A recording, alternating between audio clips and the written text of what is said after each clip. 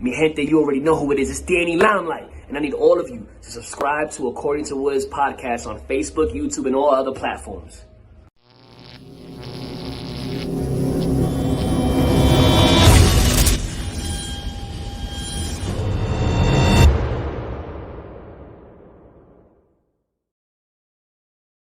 What's good, party people? This is According to Woods, and this is a bit of a special edition, I feel. We're talking about what it means to be, whether it be a good fighter versus being a good entertainer in the realm of MMA, and I have an esteemed colleague to join me to talk about this. He is literally one of the co-founders of the Keyboard Warriors MMA podcast. He's the great Eddie Law. Eddie, what's going on? Appreciate the intro, my friend. You're gonna get me an intro video like yours, dude. I'm slacking. I've been doing this shit for like 10 years, maybe. Yeah, about 10 years, and I still haven't got one like that. You know, I see Jesse in the fucking comments. You know what, Jesse, man? Fuck you. Ooh, shit. Oh, damn. We're getting... No, it's okay. The Rams are going to lose this weekend. It's just you get a shitty draft pick, and you get a first-round kick out the playoffs. He ain't even... Time out. You ain't even watching, Jesse. I want to hear your shit. So there you go.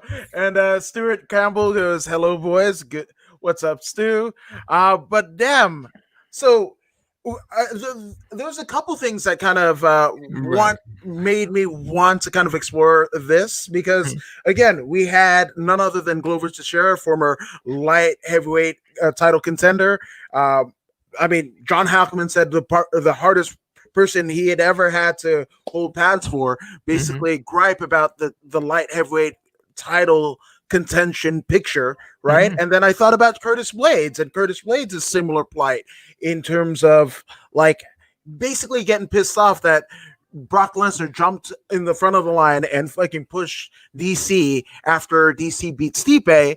Like, okay, so what does it mean to be a good fighter? Because you can be a good fighter all you want and toil away on the regional scene in MMA, and you could not sell pay-per-views, right? Versus somebody like Conor, which we kind of talked off air. Conor McGregor is, regardless of what you say about him and the antics and everything, but he's the closest that you can get to the perfect package and the entertainment value and being a phenomenal fighter. So where do you sit on the argument? You know, so I'm with you. Like I understand what you're saying. All right. Being an old school fan, I 99.9% of the time put more weight on a good fighter, right? For example, like I mean, if you name good fight, GSP didn't talk very much. He was a great fighter. Anderson Silva didn't talk very much. He was a great fighter. Both those guys very entertaining when they were fighting, right? Go on the other side though. Nobody's like, not even Conor. Nobody has made me laugh more. I mean, laugh like belly laugh more than Mr. Chael P. Sonnen, who got his ass whooped most of the time in title fights, right? I mean, okay, except for the one against Anderson Silva, but he was juiced the fuck up. But you know, nobody made you laugh like that, right? So, you know, it was weird when Conor got the title shot after beating Dennis freaking Seaver. Yeah. For some reason, that got you a title shot. They got him a title shot. I was really annoyed. I was like, there's a lot of 45ers that deserve a title shot for that dude. What the fuck? But when Chael Sonnen got 3 title shots off his talking, for some reason, I had no problem with it. It was really weird. And I pride myself in being pretty good at like self-reflection. So I sat there after watching all those fights. I'm like, why the hell am I okay with Chael Sonnen doing it, but not Conor, right? And in the end, it's like, you gotta make me laugh, right? And I mean, for me personally as a fan, you have to make me laugh. I don't give a shit about like, I'm a lion and you're a gazelle. I'm gonna eat you like a gazelle. Because that got easily knocked out by Nate going, man, fuck you. Now what, right? Like, but Sonnen telling a story about the Nogueira brothers feeding a bus a carrot. What the fuck? Dude, he said that shit and I died, okay? And that shit was hilarious. But look, man, it's end of the day, like, it's about putting butts in seats, man. All right. And if you are an Anderson Silva on the main event who doesn't pretends that he can't speak English very much, but because we know he can speak English like a motherfucker. He live in California, dude. What the fuck? But yeah, But you know, when you have a guy like that, it's that entertaining, you just have to throw him in the cage, great, right? And then GSP and all that. But we live in a world, in a country specifically, especially right now, but in a world where drama is money. Okay, nobody sold drama more than Chael Sonnen and Conor McGregor. Chael Sonnen had fucking Vanderlei trying to fight him in Brazil, coaching. Okay, coaching. He had him doing that. He got to the point where, like, when they had the little altercation, Chael looked worried. He was like, "I can't let you get close," right? And they actually started going, right? And he had an entire country pissed at him. Conor McGregor did the same thing by going after their national hero, Jose Aldo, right? And then, you know, going after Brazil a little bit too. Colby tried, failed, but if you look at the difference in pay-per-view numbers, right? Like, I don't think Anderson Silva ranks anywhere up there with Chael and McGregor. I would have to go look, but I don't think so. So I mean, I think we've crossed that realm, and I think it all started with bringing the wrestling fans over, man. I think once you brought wrestling fans over to MMA, which, hey, great, you know, I guess the more the merrier. Once you brought the wrestling fans over, you had to entertain. Otherwise, they were going right back to WWE. Yeah. And VCVE BRS says, "Hey there, what's up, my man?" And that's the thing, right? So, where do you feel that it changed from being a purist of sport to like a WWE style presentation? Because obviously the early days did have more of the pyrotechnics and the stage shows that you see out of Bellator, and obviously of the WWE. And Dana has famously gone on record to say, well, that's what we did because like 70% of the arena was empty, so we had to fill up space somehow. Well, Dana's a king of fake it till you make it, and then he fucking made it. But no, one guy did it, Brock Lesnar. Brock Lesnar comes over and brings all the fans over, right? I forgot what pay-per-view it was that he came in, but he came in, lit the world on fire, won the belt, right? From Couture. From Couture. Which, by the way, that was unfair as fuck. Anybody that watched that fight, even before it started, I was like, oh God, old ass Randy Couture, for as great as he is, this is a giant man who maybe and more than likely is on steroids and is much younger. And he's gonna do what now? Get out of your mind. Couture barely tipped the scales at 210 or whatever, or 220. Anyway, but with Brock comes over, dude, and all the fans came over. There's a reason CM Punk got a chance in the UFC. How many guys do we know in the regional circuit that scratch and claw and never make it? But CM Punk's like, I'll fight, and they took him, right? Because he's the pipe bomb guy. He's funny as shit, right? But he can't fight worth a fuck. Can't fight worth anything. When Mike Jackson, all due respect to Mike Jackson, all right, all due respect, he's a journalist, and you know, we got back and forth on Twitter once or twice in a good way. All respect to him.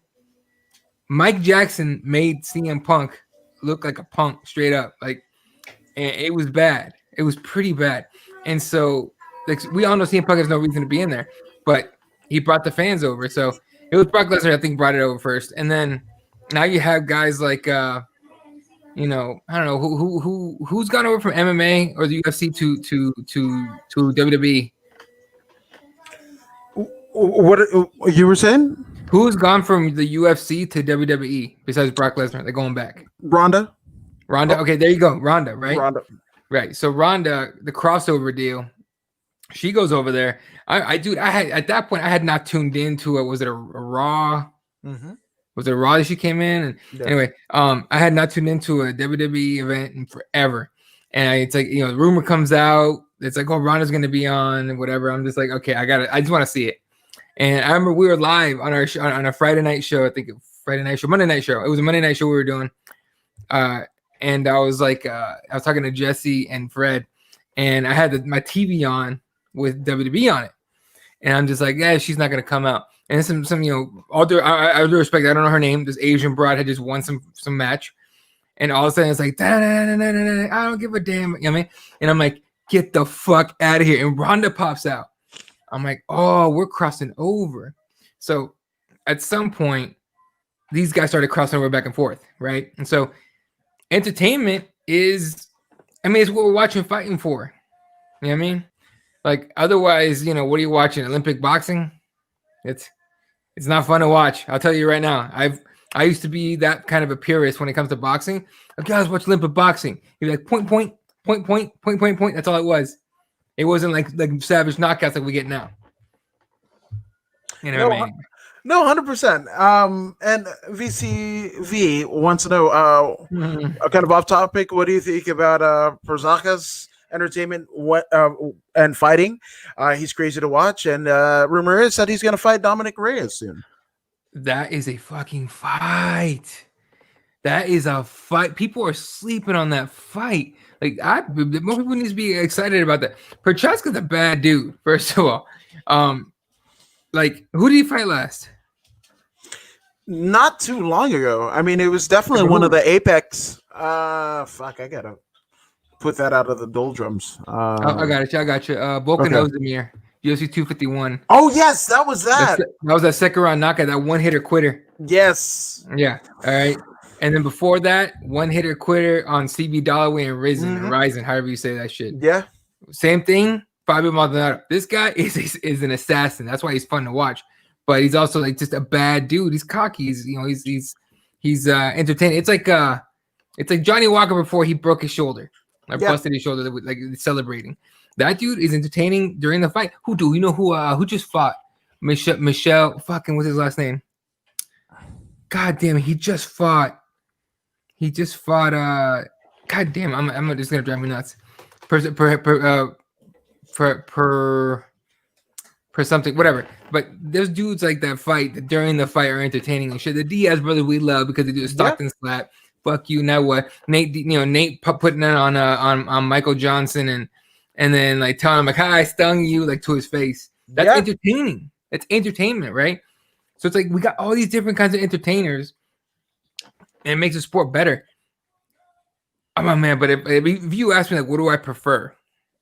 A good fighter or an entertainer? I prefer a good fighter. But again, I'm old school. I've been watching this for too long.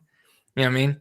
And I say too long because when I go on the podcast and we get every once in a while we get a few new, like noobs that I just started watching that too long ago because of Connor, because of fucking Masvidal, whoever. They don't know about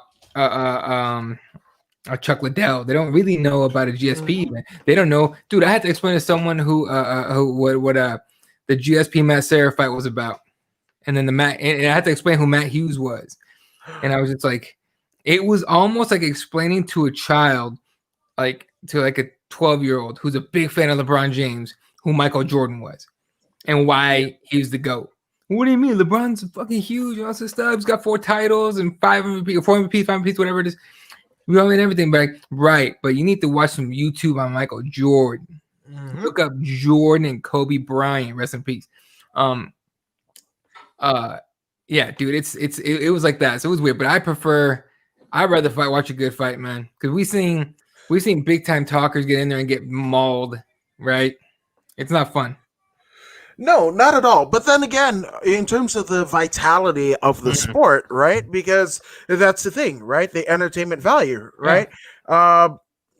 Perzaka's, right? Prochaska, yeah. So the thing about it is, I'm sure his knockout of Ozdemir essentially ended up being viral videos on Instagram and TikTok and everything like that. Probably viewed over a million times, probably in the 10 million range, right? But is that going to make people more inclined to watch UFC, to watch Bellator, to watch ONE FC? To, again, as a fan, right?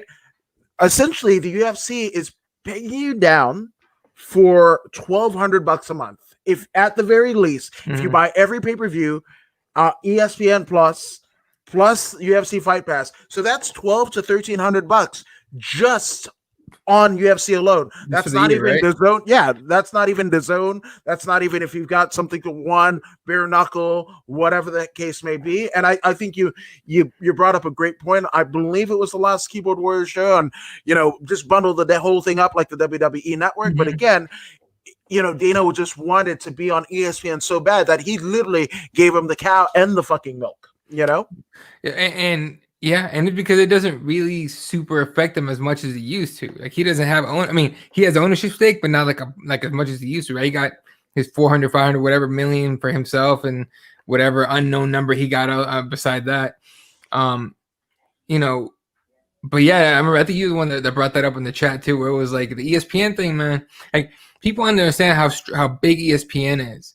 Like they're the leader in when they say they're the leader in sports, they're the fucking leader in sports.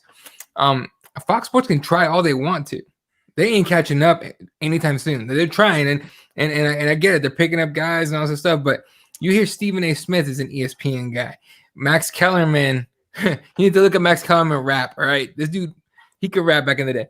But Max Kellerman, like working for ESPN is like it's like the goal when you're a broadcaster, right? You know, shit, I took my shot and they didn't work out. What are you gonna do? But Fox Sports, man, like you know, trying to come up and everything. Like ESPN, like remember the days of Spike? Yes. You remember the Fuel TV? Yes. Nobody else does. Nobody else does. You know, you remember Spike TV, Fuel TV, what was there? Facebook fights. Remember Facebook fights? Facebook fights. Yep, Dude, absolutely. They had fights on Facebook. The early prelims there was no Fight Pass. It was fucking Facebook. So getting to ESPN to Dana and honestly to a lot of people was legitimizing the sport that we all knew was a sport. We all thought it was legitimate because we were fans. But you get to ESPN, man, the leader in sports. When you have again Stephen A. Smith, you know, trying to say, you know, trying to talk about MMA, which is fucking embarrassing. You have him on there. As bad as that is, you made it. You made it. No, absolutely. And VCV says, I think the same. Thank you guys for the comment. Thank you, good sir. And Otis saying Otis. What's up, Otis? Otis. 8 days away from fights. Otis and we're going to get guy. Yes, he is. He's the fucking man, Otis is. But again, 8 days away, we get like 3 fight cards in a week on Fight Island. Okay. Holy shit. I don't like it. Do you? No. Okay, but here's why I don't like it. Okay. Max Holloway, Calvin Cater. Me and Fred and I were breaking it down on Wednesday, and I was doing the pre-show. I do my pre-show thing. I don't. Look, I know our show looks like we're just pulling it out of our ass. I do legit hours of research before I do it because I don't want to like say some wrong shit. But I also don't like to throw too much out during the show because I like to have people like contribute. So that's why like I enjoy like I'm like Otis is literally part of the show because he comes on and gives us like throws out all the fights, right? And I'm like, oh shit, he's right. That fight and that fight and that fight's coming up. But this Max Holloway Calvin Cater fight is literally just for ABC, right? It's first card on ABC. It's that's big for the UFC to get more. Just what we're talking about, right? How to get more viewers. 4 fights in the prelims and then a main event. It's a 5-fight card. I don't like it because it's like just put them all together. Give me one long night. You know what I mean? Don't make me tune in on Wednesday. I don't have time, motherfucker. I work all day Wednesday, and then I got to tune in again on Saturday. And then it's Saturday, Wednesday, Saturday, right? Yes, I think something like that. Like it's like that. I'm not a fan of it. When they first did it, where it was like I don't know if you remember, it was like International Fight Week. It was like Thursday, Friday, Saturday, something like that. That was perfect, I thought. Yeah, it was okay. I thought it was perfect if you were going to the fights. Like, okay. Dude, fucking book a hotel for a week or a weekend or whatever. Go to 3 events and go. But dude, I had to get home on Thursday night after work and watch an entire card. And you know what? Now that I think about it, maybe that's what they're doing 5 fights on Wednesday. Yeah. You know what? I just talked myself out of it. Okay. No, well, again, I didn't work it out. But again, in terms of the entertainment factor, you mentioned International Fight Week. I don't think there would be an International Fight Week if not for the WWE WrestleMania Access events. Like that's it. And again, like in terms of giving the fans. And it's less is more, right? Like one time a year, you get all of the fucking fight shit, all the fucking WWE shit. You can buy all the merch, you can meet all the fighters, whatever the fuck you want to do, and that's it. And I think WWE does it better than anyone in terms of monetizing, being able to monetize every single bit of it. Hell, I'm sitting on a WWE chair because to get on the floor of a WWE event, you get to take home the fucking chair that has the fucking promo picture. Yes, sir. Yes, sir. I will fucking. Yeah. There you go. Survivor Oh, Series shit. 2018. Yeah. Yeah. Oh fuck. All right. So you said you got floor seats to that. Yeah, absolutely. Oh. And to the tune of a couple hundred. I mean, it was Expensive, actually, yeah. I mean, I'm not even going to front. So I bought fucking cheapies. I bought $60 tickets the day of. My boy Blake Troop, former LXF light heavyweight title contender, and was supposed to be heavyweight title contender, fighting Mike Quintero right before COVID. And he had a paper ticket and a digital ticket. He takes the fucking paper ticket. No, he gives me the paper ticket. He has the digital ticket on his phone, and we go 2 ways, 2 chairs with the fucking same ticket. That's how we did that shit. Way to finesse that shit. Yes, and I got to go on the floor and Sam Roberts and Hobnob and shit like that. But that's it.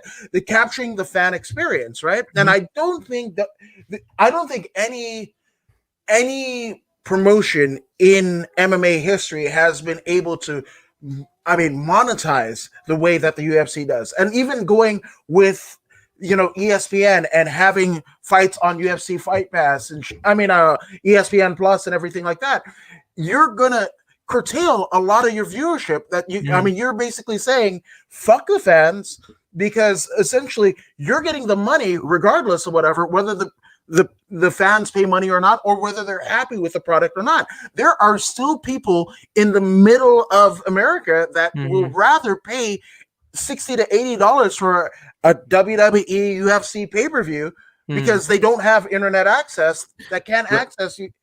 So it's just, Yeah, dude, real quick, I gotta correct the shit out of myself. These cards are full cards. I thought for some reason it was a 5-fight card, the one on ABC. So that's my bad. There you go, Otis. Yeah, next Saturday. Yeah, next Saturday. Yeah, the prelim started. Oh, I said early ass time. Fuck. Dude, the main card starts at 1:00 my time. So that's noon your time. Dude, that is. Oh yeah, it's in fucking. That's 9 a.m. Bro, that's in Abu Dhabi. That's hell yeah. It's a breakfast card. Oh, I can't wait for that, dude. What do you think about the real quick before we go on? Keep going on the point. What do you think about early cards? I like it because they're my favorite. I can do shit the rest of my day. Those London cards. Fuck yeah, give me those all day. Anybody with kids will tell you the same exact fucking thing. You're like, oh wait, I get to watch shit all day, and then I do shit the rest of my night. Dude, it's perfect. It's awesome. Yeah. But the only thing about that is, imagine all of the UK fans and the overseas fans that had to fucking, they're up until 3 in the fucking morning, or the regular ones, or sometimes it starts at 3 in the morning. So again, having a worldwide audience, it's like, to get too big too soon. And you've got a lot of, pardon the pun, but like you got a lot of masters to serve, whether it be, your financial backers, your television deal, as well as, your fans and fighters. Holy shit, the fighters. Like, so where the fuck? Yeah, and you're bound to leave something off. But again, like for me, in terms of the proliferation of MMA and what it's going to look like in 5 or 10 years, like what would be like the perfect scenario? Damn. What's funny is I wish Dana White wasn't so unreachable that we can get him on the show and ask this motherfucker. Because dude, for as much as everyone dislikes this guy, not everyone, but a lot of people do. Who else has been a visionary for this shit? Like he has. None of us thought we'd ever get to ESPN. None of us thought we'd get to ABC like we're gonna be in, like the sport's gonna be in a couple weeks, in a week. Like none of us thought that shit was possible. None of us really cared either. We just wanted to watch it. But this dude did. So I wonder, he's gotta have ideas. Like, are you gonna be able to watch it with VR goggles? Like the fucking Oculus Quest? Yeah. Okay, first of all, how dope would that be? Right? A pay-per-view on Oculus Quest, and you like the referee's wearing a camera right here, you get to watch the fight right there. Like I might buy Oculus for that, but yeah, for real. Like it might be. Like honestly, like I wonder where it's gonna be in just 5 years. It's gonna be weird. Like I think so. I mean, well, first off, I'm not jiving with that VR deal because CTE or traumatic brain injury and shit like that. There are Japanese people at the first inclination of Pokemon that were having strokes because of the flashing lights. So if that's the case, and I always worry about fighters. Like shit. I mean, Erwin Rivera, that shit happened. Dude, You know, what fucking the A. fuck? Dude. CTE, traumatic brain injury, whatever you want to fucking call it, you know, and I'm not, obviously, I don't know, you know, his mental capacity beforehand, but I have to think after, again, we saw it in Mayhem Miller, right? We saw it in, War Machine. We're seeing a little bit in glimmers of it in Mike Perry. And of course, obviously, this is a pro wrestling anecdote, but fucking Chris Benoit. The fact that a 40 some odd year old fit guy that could have the brain kind of capacity of like a 70-year-old female, like it changed his gender. Biologically changes gender. 70-year-old female Alzheimer's patient. Bro, so like, oh, fucking crazy. Sorry, go ahead. So yeah, that's what I kind of wonder, like if it fucking jars. I mean, if after jiu-jitsu and trying to play like ESPN or EA, UFC and whatever, and if the fucking remote controller hits me a certain way, I think I fucking see stars. So an Oculus Rift version of that. Oh fuck, man, I don't know. I'm saying Virtual Boy, like that same shit. Dude, Virtual Boy, I remember that. All the red lines and shit would fuck my eyes up. Dude, that's good. That's a good point. No, you know what's crazy about that Erwin Rivera thing is Erwin Rivera, like, he said that a higher power told him to kill his sisters. And I'm sitting there going like, wait, who's the higher power, motherfucker? Like, who you falling for here? But he's not. You're right. He's not thinking like a logical human being. Mike Perry. God damn, I feel bad for Mike Perry. Everyone hates him and everything. I feel bad for the dude. Like, these guys aren't. Okay, my opinion. Okay, it's like when people talk about drug addicts, like they're calling them criminals. I hate that shit. Politicians call them criminals. Dude, these are people are sick. Drug addicts are sick. Maybe by their choice they got started on it, right? Maybe they made a mistake and got started on something, but they're not essentially evil people. They are, and this is my opinion, they're sick people that need help. They don't need jail time. They need help. These guys that have CTE, traumatic brain injuries and all that, they're not evil people. They're sick. Now, we don't know how to help them because the science hasn't caught up to that yet. Right. But we need to understand that now, Rivera trying to murder 2 people. He's got to pay for that. You're sick or not, you got to pay for that. But we need to understand that it's not, like who they are. It's who they've become because of whatever, right? I mean, how many NFL players, like Junior Seau, one of my favorite players ever, shot himself in the chest, but he had he wanted his brain to be studied, but he had been having a headache since he was in high school and college, like constant fucking headache. That dude did not know that he was, he had headaches, or that he had he did not know what it was like to not have headaches by the time he got, he was retired and all that. But it's a weird, it's a scary thing, dude. Like, I've gotten my bell rung plenty of times. I played football, plenty of MMA and Muay Thai and all that. Boxing, oh my god, at boxing, fuck, I've gotten my head cracked quite a bit, and I catch myself, like once in a long while, I'll forget something that I should have known. That's like really easy. Something that you do all the time. I'll forget, like, where is that place again? It's like I go there at least once every 2-3 weeks, and I forget where it is. Like, it doesn't happen very often. It happened maybe twice in the last 6 years, right? But it's alarming enough towards like, whoa, right? And like sometimes I have tics. Like during the show, someone's pointed out I have tics sometimes. Like my neck will do this shit, and people are like, "Oh, do you have tics or something?" And I'm like, "I didn't happen before Muay Thai." And I got my head cracked. So I mean, like, it's a real thing.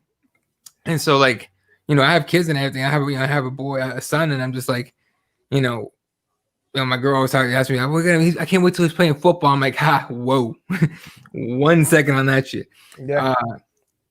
He's gonna have to wait till at least like middle school or high school to play football. He's not playing peewee, and he's gonna have to make sure he can show me he knows tackling technique to where he's not leading with his head. And even then, I'm gonna be like, fuck, like, it's a weird thing. Like I wonder what I'm gonna be like. I'm only 30. I'm 34. I turn 35 next month. Like, wow. I wonder when I'll be like when I'm 45, when I'm 55? Am I gonna have those effects, or am I one of the lucky ones that's just gonna have a tick, or just gonna have like a weird once in a while thing? Like, am I gonna be? Because that's lucky, right? How many like defensive? How many like O-line guys?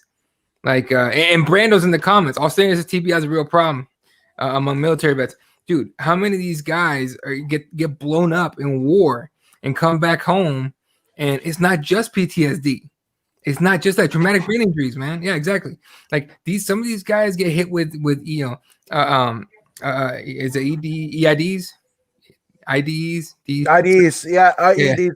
IEDs, thank you. IEDs. They get hit with IEDs. The truck flips over. The concussion from the blast. It crashes. Some of these guys take bullet. They get shot, whatever, and they get TBIs, and they come back, and we're like, oh, another vet lost their mind. Well, no, dude, that guy has an injury. He's hurt. Mm-hmm. All right, and that injury causes him or her to act in a certain way, right? And it's fucking scary to think. I know we're going off on a major tangent. No, fuck it. Let's go. But it's a scary thing to think that we have people in this country who just like protect the veterans and help the veterans. And Brando says Brando, the EID survivor, man. I'm glad you survived, brother. Yeah. Brando's one of the coolest people I know.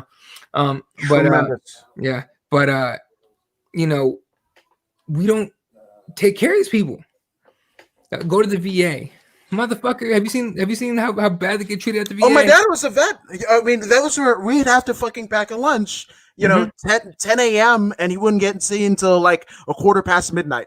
Yeah, like it's we keep bullshitting all the time. All these punk ass politicians like, oh, I'm gonna fight for the veterans. Not one of them has. Maybe okay. If they have, I haven't heard of them. But every president that runs on this. We need to treat our veterans better, and we never fucking do.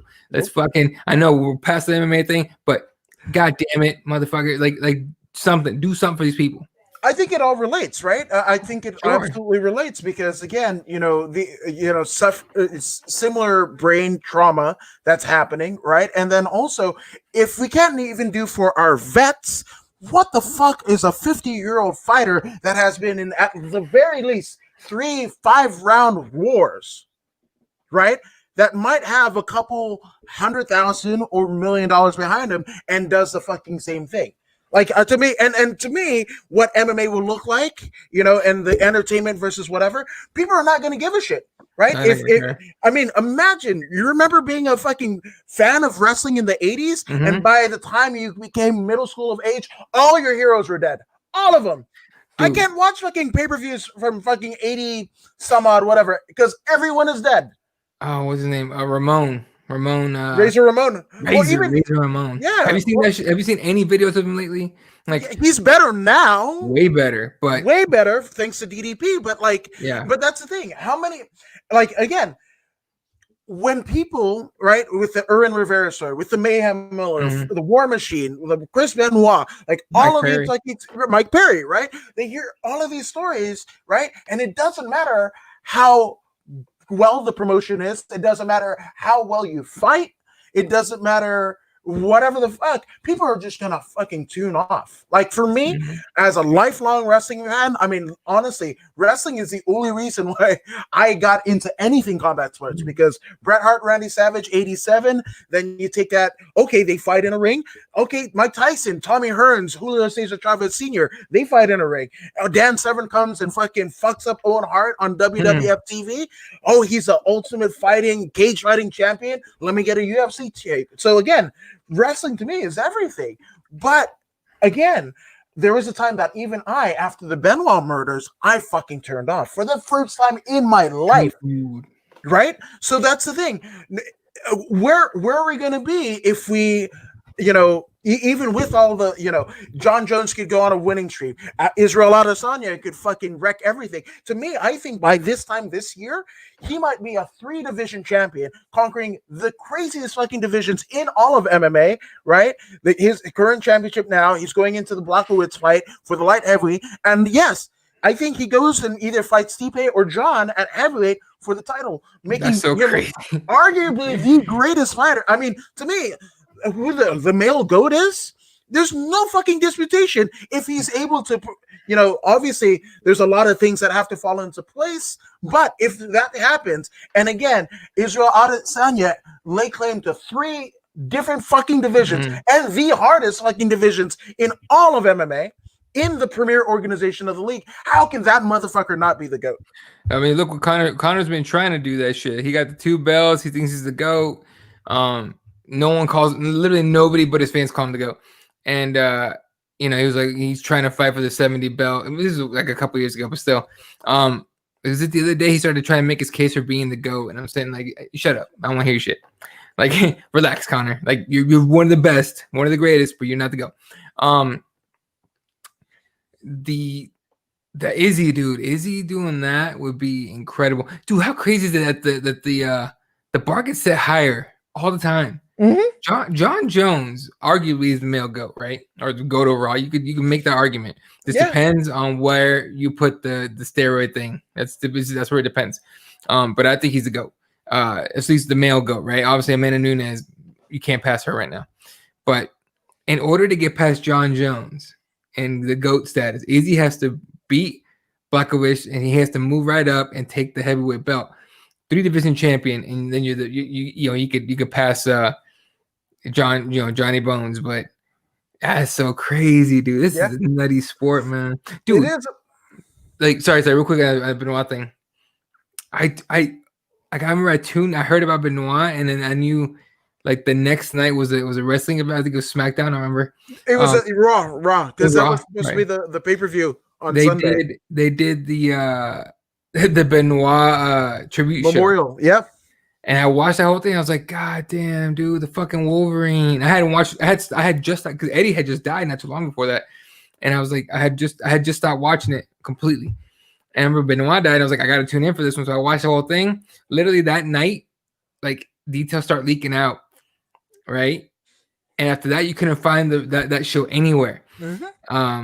Fucking hell, you could. I bet. I mean, Vince McMahon was like, oh fuck. How crazy of a story is that? Kills his own family. Yes, right. So, and again, that's where and when people are like, "Oh, I want this person to come back" or whatever, when they're saying they're done, they're fucking done. Because again, one more. I mean, look at, and I'm the biggest fucking Tony Ferguson fan in the world. Let's not get it fucking twisted. Like, I mean. I'm friends with a lot of people he knows. I mean, I was actually at a 10th Planet party when fucking Connor jumped the cage in Bellator in Ireland and asked him what the fuck, and he's like, I don't give a fuck what McNuggets has to say. He, in a photo op, he brought not only the Eddie Bravo's black belt given to him by John Jock, but also the UFC title. And when we go for the fucking photo op, he drapes the fucking UFC title on my shoulder. I will love Tony Ferguson forever and a day. Forever and a day, right? But again, before, his fucking, what was it, the Pettis fight, right? His wife essentially had to call and get him help because he was hearing fucking voices in the wall. So when people are like, oh, I want to see fucking Tony Ferguson, I fucking never want to see Tony Ferguson. And it's not because I don't like Tony Ferguson fighting. I love him for fighting, right? But he is a father. He's a husband, and he has to live. Hopefully he lives until 120. He outlives us all. That's what I want from fucking Tony Ferguson. I don't think that is going to be accomplished if he continues to engage in fucking wars, and he has been already. Dude, who beat him last? Gaethje knocked him out. Yeah, and he got on Instagram or something, started making excuses like, no, he fought somebody else. No, he fought Jesus Christ. Oh, Oliveira, Cowboy. Right. Do Bronx. He brought Du Bronx. And he obviously lost that fight badly. And he was on Instagram the next day trying to flip it somehow. Like Oliveira, like he got screwed and Oliveira was afraid of him. Weird ass shit. Like, Oliveira didn't want anymore. That's why he did what he did. Like, that's why he held me down. Like, nah, dude, you just couldn't get up. What the fuck are you talking about? Like, oh, dude, I just feel bad for that dude. Like, I do see like fans that are just like, well, okay. like the UFC's huge, right? Nobody's bigger than the UFC. Not Connor, not fucking Nick, not Nate, not John Jones, not Amanda Nunes. Nope, Ronda even wasn't bigger. Nope. Right? You're right. Everybody, like, wpeople were talking about, well, what's the UFC gonna do when Anderson Silva retires? Find another star. What's the UFC if Conor stops? Conor made $100 million in a fight against Mayweather. Like, what if he leaves the UFC? Fucking so. He didn't fight for he hasn't fought in fucking forever before his last one, and fucking we were just fine. The UFC was just fine, right? This machine is gonna keep moving, right? People like me and you, and obviously a lot of other fans. We're gonna be sitting here and we'll just be like, oh shit, so fights this weekend, and then we're all gonna kick back, hang out together, watch the fights, and be like, dude, you remember Chuck Liddell? Whatever happened to that dude? What's he doing these days? Not all there. Mm-hmm. Oh, remember Matt Hughes? What's he up to these days? He got hit by a fucking train. What about Mayhem Miller? Arrested. Mm-hmm. What about fucking, again, God forbid anything happens to Tony Ferguson, but you know what I mean? Just we're gonna be those guys, and we're not gonna remember that shit. Like Don just said, we're all expendable. Like in the machine that is the UFC, all fighters are expendable, all of them, right? It's the nature of the beast. The problem is that there's real human consequences to it, and at the end of the day, what the UFC does, and Dana and all these people are just like, well, they're contractors. They chose to do it, and that's why you have fighters fighting, no pun intended, for a union. No, absolutely. And here's the thing, and in California, we had a bit of there was a little bit of tension, right, between basically fucking Uber drivers and gig workers, right, versus and wanting compensation for vacation and benefits and everything like that. Right, absolutely. The catch-22 is I kind of knew. At total disclosure, before COVID, I was fucking. In between working shows, I was fucking working Uber. Total disclosure, right? I knew that I had and I got in only about a year and a half ago, right, or maybe 2.5 years ago at this point. I knew that I got in late in the game, but I was like, this is an opportunity. And then after 2 years, hopefully working shows, doing podcasts and everything like that, shit would work out. COVID expedited all of that shit. Obviously, but the thing about it is I had the idea of at some point there was not going to be a need for drivers, right? Because if you fucking raise too much hell, you will get replaced and by a robot. It's not even by somebody younger, and dumber or more naive or anything like that. No, a fucking robot. And autonomous driving vehicles, whether it be Tesla, they're going to perfect that shit. There have been fucking cross-country trips made by 18-wheelers with no fucking drivers, right? And so for me, yes, the fucking fighters union and all that, and I want that. I want everybody, every man, woman that steps into the cage, that trains at a high level to fucking get their just due, right? But I think that fucking Hugh Jackman movie, Real Steel, was a premonition of what we're going to see in 2040. We're going to have fucking robots. Crazy. I think so. I honestly think so, because again, in terms of fighter health, whether the bad press, that's what Dana doesn't want. For every fucking Erwin Rivera, for every fucking Mayhem Miller, for every fucking whatever, you put a fucking robot in there, that all problem solved. And money. You could have a fucking fight card every weekend, every fucking day, have the ESPN money fucking funneling in. There won't be a need for fuck all. I guarantee you. We might get to that point, but that's the biggest fear of all these people, especially the older folks, that it's like we're all gonna get replaced by robots at some point. It's very possible. How weird is that? Then what? You know what I mean? Then what happens to this economy? Because you replace everybody with robots in their jobs. What are you gonna do? Give everyone just send out cash? You know what I mean?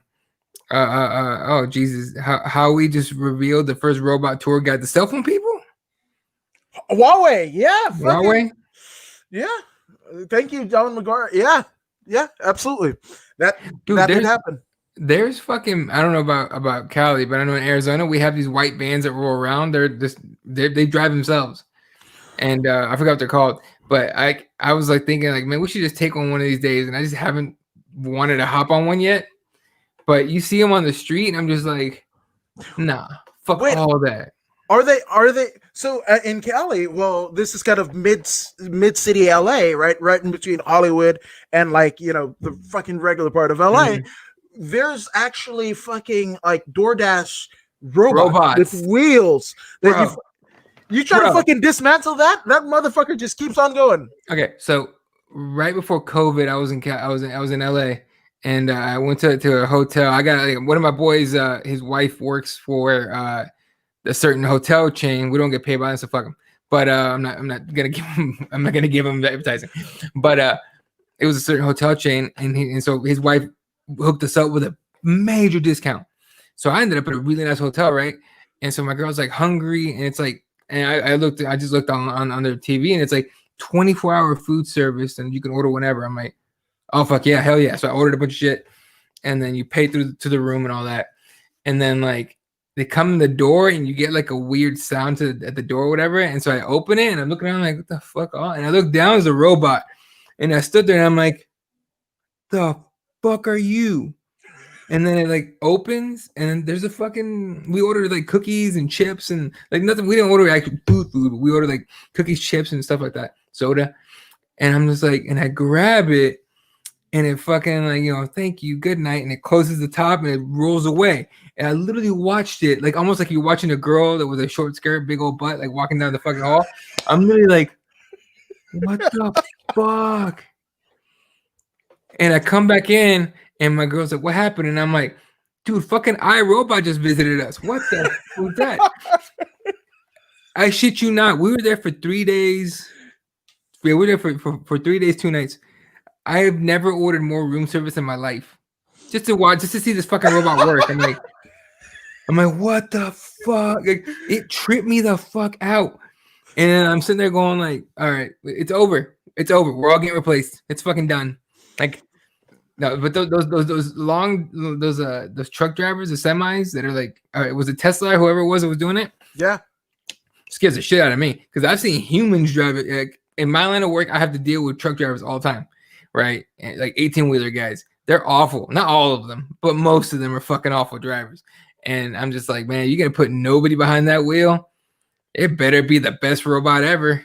Goddamn. But that's a lot of money, dude. It's just weird. It's a weird thing they're doing. I don't understand it, but it's a weird thing that's going to happen. Yeah, it is weird, right? So, I mean, maybe this fucking whole debate, whether a fighter versus entertainer, like this fucking whatever, we're getting like a fucking Cro-Magnon-esque robot and shit like that. I mean, we had fucking, what was that show, Battle Bots and everything like that? Like, that could be the UFC of like, 2020, Fuck that. I don't want a robot. Give me Wolverine. Like, let's inject motherfuckers with like metal exoskeletons and throw them in there. They can't break. So, on the flip side, right? Mm-hmm. So, as we were talking about like a traumatic injury, CTE, or whatever you want to call it, but I mean, it is a serious deal. Mm-hmm. Literally, Real Sports with Bryant Gumbel, right? Mm-hmm. Their season opener started off with, I mean, it was a hockey player first, then a football player, and then they went to none other than Uncle Creepy, Ian McCall, and the boogeyman, Dean Lister, and talk about the importance and the healing benefits of fucking psilocybin mushrooms. I just watched that. Yes, I watched the Dean Lister part of it. Dude, I did not realize Dean Lister was that fucked up. Like, I've watched him grapple forever. That dude had not been tapped until Josh Barnett did it in Metamorph. Yeah, absolutely. Metamorph. Like, and he did it with like catch wrestling. So like, he had not been tapped, I don't know about ever, but in like 10, 15 years, whatever it was. Yeah, there you go. And Josh Barnett does it in Metamorph. And I'm just like, God damn. But I've been watching this dude grapple for so long, and I had never actually sat down and watched an interview that he did. Watching that, I was like, my jaw dropped, and I was like, no way is that fucked up. First of all, psilocybin mushrooms, like, there's actually studies going on now and have been going on for a little bit where they're trying to find out if psilocybin mushrooms help people, but with brain injuries, right? But I know it happens. The main aim that I've heard, and I'm hoping it helps everybody, but one of the main aims I've heard is to help veterans with PTSD and with TBI and all that. You know, I may or may not have seen one of my friends who's a veteran use it allegedly and possibly be normal for the first time that I've known that dude. Like that dude, I know, like he's a very good friend of mine. And he ended up moving away from the city because the noise is too much for him, and he ended up moving to the middle of fucking nowhere. He's happy as hell. But I remember sitting there, and you know, he allegedly took this stuff, and fucking out of nowhere, he's just like, he's chill. Before that, constantly like aware, looking around. If he hears any pops, and he had gone to like Iraq a couple times, I think, and he had already been back for like 3-4 years, and the pops still scared the shit out of him. Like it still got him, right? But it was so crazy. Like he takes that, and he's normal. I'm like, what? So I really hope the studies actually work, but man, that's so crazy. I'm nuts to this. We're talking about this like entertainment versus like skill, and this whole thing. The one thing that gets lost is the consequence of either one, right? The consequence of being a really good fighter is mostly physical and obviously brain trauma and all that. The consequence of being an entertainer, you make a lot of money, and maybe you don't take that much damage. Like maybe being an entertainer is the way to go. And I'm talking about MMA strictly. I'm not talking about wrestling. We know in pro wrestling, a lot of those guys end up on opioids and shit. Like, you know, rest in peace, Eddie Guerrero.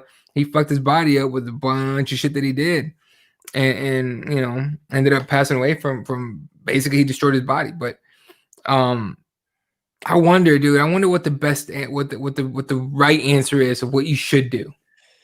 Yeah, absolutely. And you know, I think we're going to be.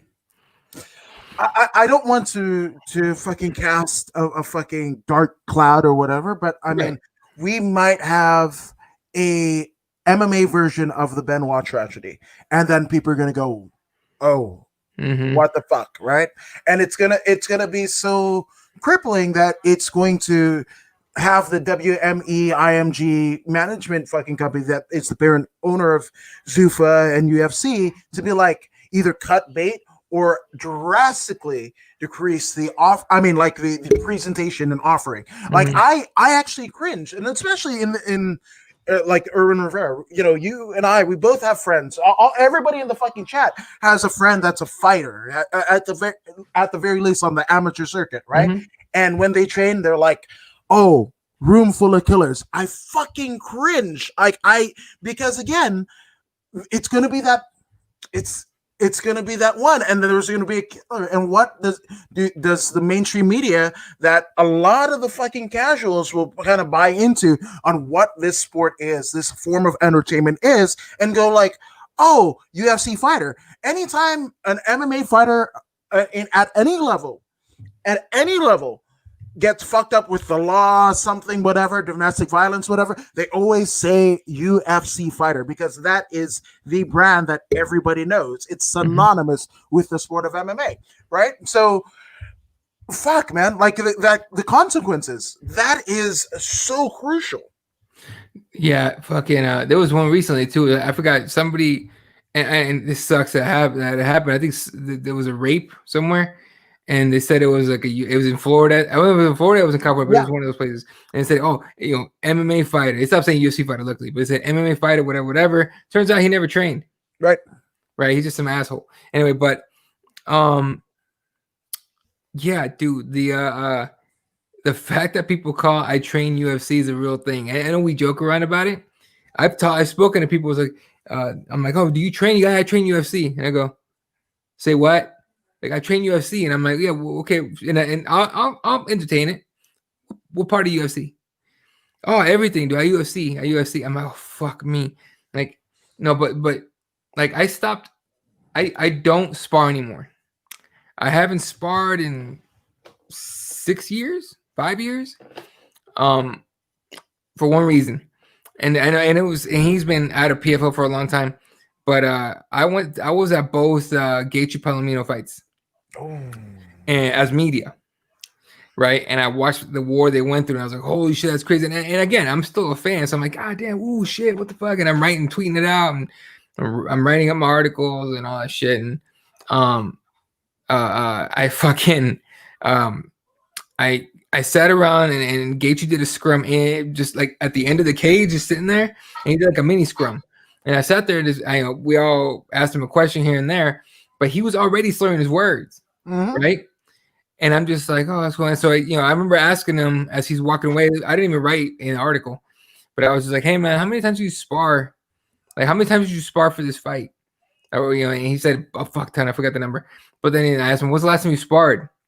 He's like, oh, like a couple of days ago. I'm like, what? And then everyone hears that, like, oh, he's a warrior. He's a warrior. Right. But, and I remember I saw that. I was like, fuck that. How many times has he gotten hit? And like, I stopped sparring then. And then obviously you hear Robbie Lawler doesn't spar for his shit anymore. Yeah. That's probably the way to go. But like, oh man, last time I saw Chris Lieben talk. You seen Chris Lieben lately? Not since, because he's a referee out here in California. I used to see him every weekend. But, back in the day, like when he had just stopped fighting, like he seemed a little off too. I don't know what he's like now, but he's being married and kids, and obviously without the, his demons, the alcohol and drugs. Like he's a different cat now. Yeah, it's still a monster of a human being, but a kind human being. But yeah, it's. I could see that, Yeah, I mean, how many boxers have we seen that took so many headshots that they're not the same? Yeah, Don McGuire says that. Yeah, James Quick Till, this guy could barely understand every third word. Yeah, and that's it. There's been a couple. Oh fuck! I mean, arguably the greatest fight that I've seen live was Jalen Turner before he was in the UFC. Jalen Turner versus Richard Leroy at CXF 8 Cali Kings here in Burbank, right? In Burbank, California. And I mean, it's a war of attrition. You can check that out on Fight TV. But Leroy won the fight. I looked over at Rafa Esparza from Verbal Tap, who was also covering the fight, and we both wanted to get, a fucking word in with him because of that fucking fight that we just saw. And we were just like, I think we saw him talking to his family.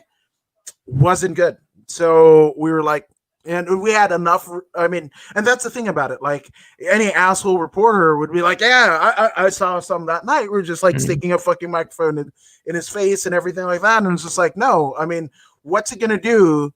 It's going to make me look like an asshole for getting this interview with you. It's not going to make the fighter look good at all. So why the fuck are we doing this? Speaking of which, the fucking Nose interviewed Nick Diaz 2 years ago, a year ago. I want to say 2 years ago. And Nick Diaz goes in there and slurring his words like crazy. First of all, he was alcohol. That's not CTE. Right. All right. Anyone that knows the story of Nick knows that he has he's learning disability, shit like that. And so he already sounds like he has like brain trauma. And I'm sure he does a little bit, but he goes in there and slurring his words and shit. And this motherfucker, piece of shit, sack of shit that the Nose is, fucking just keeps on going and interviews him, uses him for views. That's embarrassing.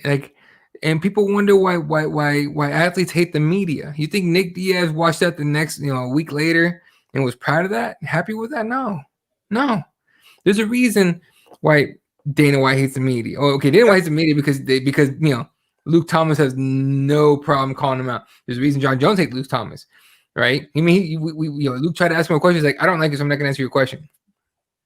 Okay, but there's a reason, and he's people hate him for the way he talks to people on Twitter. I don't care. That dude does his job right, but the sleazy shit like Helwani does or has done, like that fucking pissed me off right there. I was like, really? You feel good about putting that out there? You don't want to be like, hey man, you want to do this tomorrow? Like, we could do this tomorrow. You can get on here. We could talk or chop it up a little bit and not put, it's just something. Do something. Yeah. But like Howard Cosell would have never done that. Yeah, 100%. Never done that. Right. Howard Cosell would have, and Howard Cosell was not the cleanest dude ever. He did some shit too.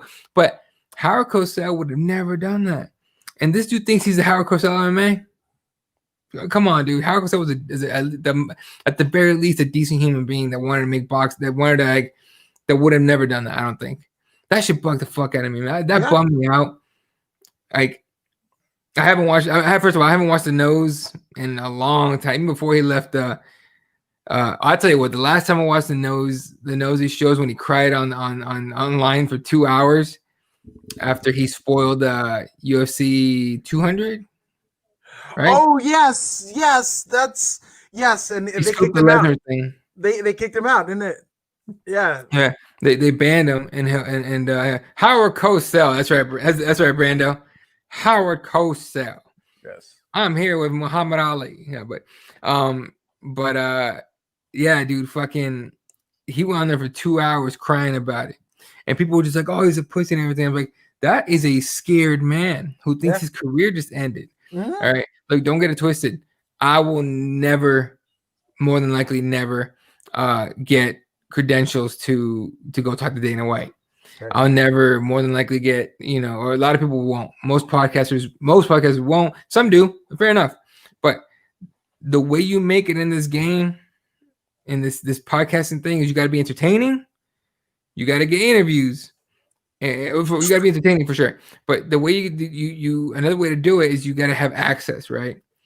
And that's why you got to give it to Luke Thomas for being as big as he is. He doesn't have access to the UFC. No. Not anymore. Helwani has sold his soul enough to where he has access to him. And even then, they put him in a corner over on ESPN Plus. I legit haven't heard his voice in fucking forever. Oh, he's there. He's there with DC. I'm sure he's there. Yeah, and it's just like that dude. Helwani made a career out of DC's definitely super smart. And honestly, I love DC behind the mic. He's great. Thug Rose, dude, that was the best. Thug Rose. I'm like, we got one. Hell yeah. Mm-hmm. Paul Felder, we got one. Hell yeah. Dominic Cruz, okay, sure. Michael Bisping, yes. Yeah. Who's the other guy? He's about to fight Neil Magny. Chiesa. Yeah. Chiesa, annoying. Yeah. But, yeah. I think he did Invicta or LFA, and that was kind of like the test run. I felt it was, because the very next week, I want to say it was LFA. Like, that was the fucking week that Milicic got into shit, and they pulled in. They pulled in Chiesa, in the clutch, and then the next week, the next set of fights, Chiesa was at the fucking with Kieran Bryant in the booth. I got a DUI, didn't he? I think so. Pat. That is awesome. Pat is great. I wonder. Hey, there you go, Don. That's dope. Look at myself, man, because those kinds of photographers are going into radio was easy for me. There you go. Yeah, I was in radio for a while too. That's honestly, radio is probably the most fun I ever had, but it doesn't pay a lot. But hopefully it looks like you're making it, so that's good shit. But Pat Milicic, dude, that dude trips me the fuck out. Like, I thought he was I still think he's a good guy, right, overall. But he legit believes a lot of weird conspiracy shit. This is facts. And I'm gonna say all good things, because that, oh god, his fists are the size of my head, and I've got a fucking Fijian head here, but it's legit the size of my head.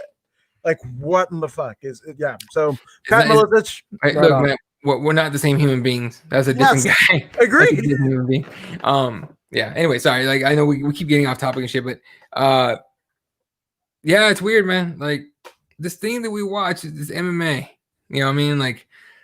It's a form of entertainment, but without trying to romanticize it too much, we're literally watching gladiators, right? I don't know if you've ever been to Rome. Have you been to Rome? No. So I got to go to Rome. Don, to put that on there, that Pat just talked to me tonight. He runs a conspiracy farm. There you go. There you go. Yeah, I'm telling you. I'll listen to Pat once in a while just to like. Honestly, I laugh at some shit like that, but I got to go to Italy when I was just out of college, right? Spent like 6 weeks there, and I got to go to Rome, and I went to the Colosseum, and I looked at it. I already watching MMA and everything. I looked at that place way different than the people I went to the trip with. They were in there giggling and laughing, all sorts of shit, and I'm looking out at like because it's not like dirt ground like you see in the movies anymore. Like you can see the underground shit there. And I looked down there and I'm like, fucking people died down there for entertainment. Died. Yep. People bled. Fucking people showed up to this thing thinking they're gonna kill somebody and leave, and they ended up dying. Right? Yep. In a way, how is it different today? Right?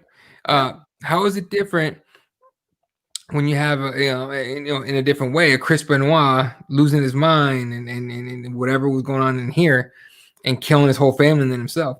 Well, how is it different with, some of the fighters we're watching now? It's starting to scare us a little bit, right? Like Mike Perry kicking his fucking foot through and he's had issues before, slapping an old guy, like stuff that just isn't normal. Yeah.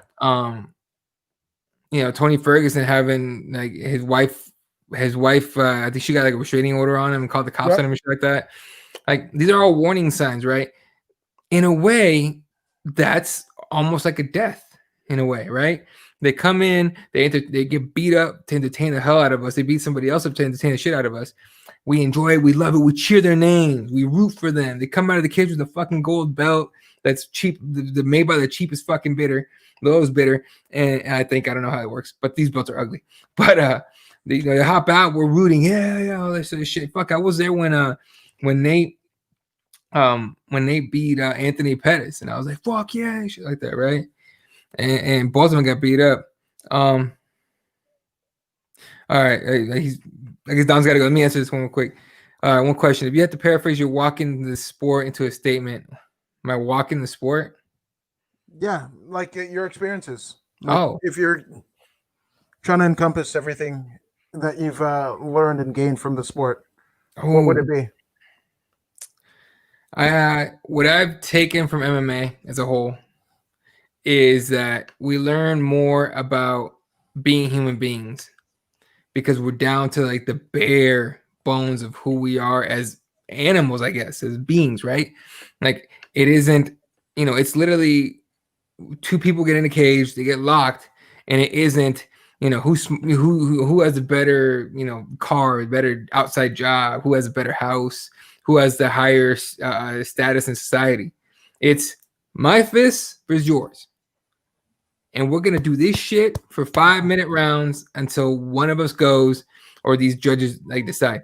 It's the purest form of human expression, in my opinion, outside of music. Right? Yeah. So, yeah, dude, I would say, to paraphrase it, sorry, I know that's a longest paraphrase, but I would say it's a lesson in humanity. Yeah, it's a lesson in humanity to me. So that's kind of how I've taken it. But I've enjoyed the fuck out of it, man. I've loved every moment, every event I've covered, and everything. But yeah, there you go. What were we talking about a second ago? You just took me out of it for a second. No, that's it. Okay. But in terms of like the Benoit and fucking like Right. where. Like, at what point do we fucking draw the line? Exactly. And even more so, which I think we might have to do a whole separate fucking episode on that.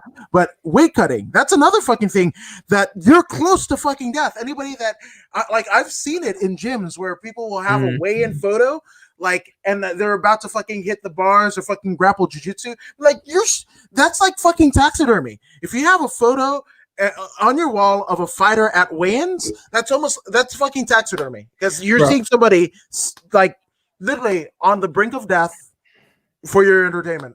I've seen people have to cut weight before a jiu-jitsu tournament, and they're like hurting bad, and they still get in there, fucking, they still compete and everything, but like Yeah, dude, weight cutting is a fucking motherfucker. Like, and again, like for example, who's the guy that trains with DC? Thick boy, misses weight all the time. Darren right? Darren Wynn had to have a fucking catch weight fight at 95. He's technically a middleweight. He's still the shortest middleweight, I think, on the roster. Mhm. Right? Like, what do you do for a guy like that? Like, you make him fight heavyweight? There's 6'4" heavyweights and shit. Like, it's a wild thing, dude. Like, I wonder. I don't know what the solution is for that, but no, fuck him. If DC can get to 205, he can get to fucking 85. What the hell? But he's a thick fucking He's boy. a thick boy. Which crazy enough, I mean, this is fact. He is the only fighter from the much maligned Tito Chuck 3 card that is in the UFC. That Golden Boy card, he is the only one. I'd probably say I didn't pay for that shit. That's it. Fuck Oscar De La Hoya for doing that to Chuck. Lydell. And I want to get to this because I love this. Twitter is so sick of me talking about Paul Harris and Belcher. Allen trained with Dean Lister strictly on heel hooks, so Barnett's win is legit. But let's fucking shout out fucking Alan Belcher's fucked up ass prune face Johnny Cash tattoo. That Why did you shit, do that? I fucking don't know. And it's just like, your buddy was like, oh fuck, like I'll fucking tattoo you for free. You're gonna be in the UFC. It's probably gonna be in a fucking video game. You MMA fucking Insider magazine, whatever the fuck, and it's a fucking. It looks like prune face from Dick Tracy. Swear to God, dude. Swear to God. The one tattoo I will never get is of somebody's face, anybody's face, my kid's face, nobody's face, because you gotta have like the best tattoo artist on the planet to get it right. Like, I'm one of my buddies got his grandmother tattooed on his arm, and he was all proud of it and shit. And he showed it to us the first time, and I met his grandmother. God bless her soul. God rest her soul. But and this is like 10 years ago. But I met his grandmother. She was an awesome lady. And she passed, and like a month later, he gets a tattoo. Oh, I want to show you my tat, bro. I'm like, all right, cool. Looked nothing like her. Like, I remember I said it to him because he was really good. He's a really good friend of mine. And I go, hey man, look, I love you, man. You're my boy. That looks like if Michael Jackson was ancient. And he goes, no, dude, it looks like her. And I was like, all right, hey, cool, that's fair. But I remember he put that picture up. Facebook is still in the early stages, but he put a picture up on Facebook, and I sent it to I saved it. I sent it to one of my friends. I'm like, hey man, you need to look at this. He goes, he got Michael Jackson on his arm. I'm like, right? I'm like, nah, dude, that's his grandma.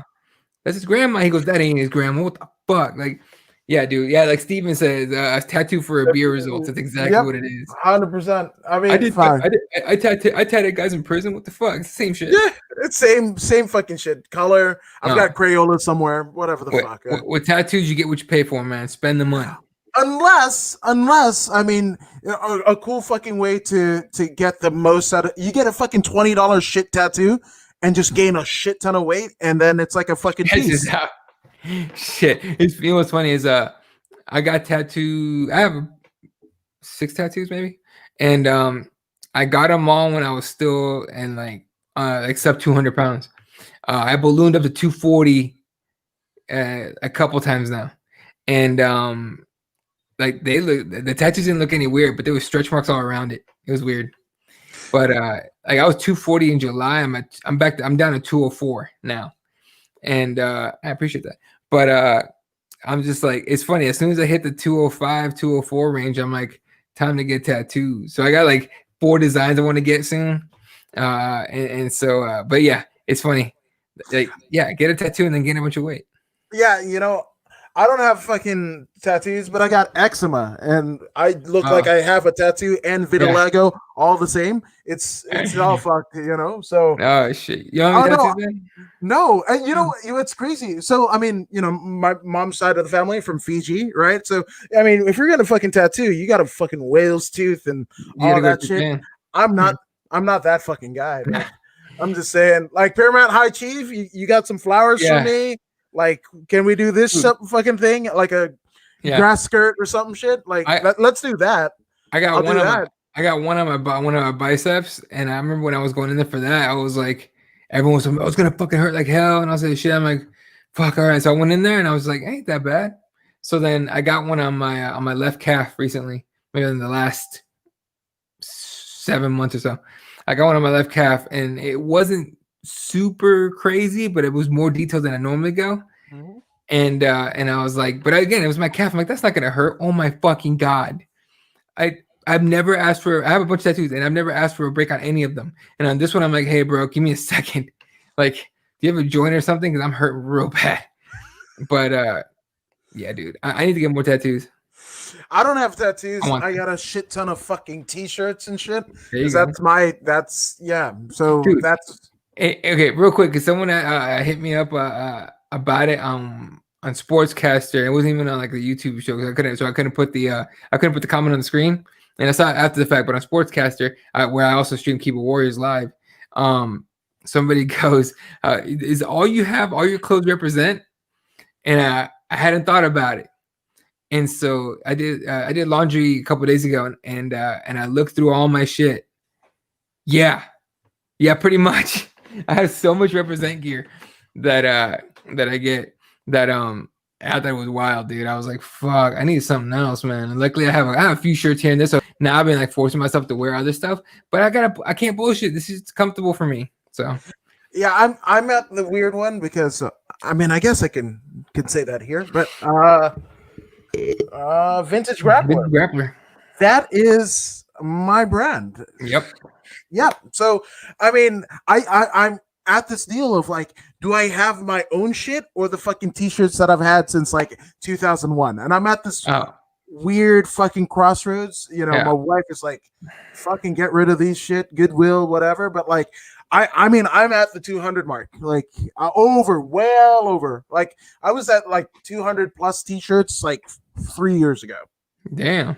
Yeah. No, I got a bunch of, you know, it's funny. Like we go to concerts, you pick up shirts. You go to UFC events, you pick up shirts. I got a bunch of concert and UFC shirts that I never wear. And I'm like, I don't want to fucking, what do I do with this shit? Like, you know, I wear like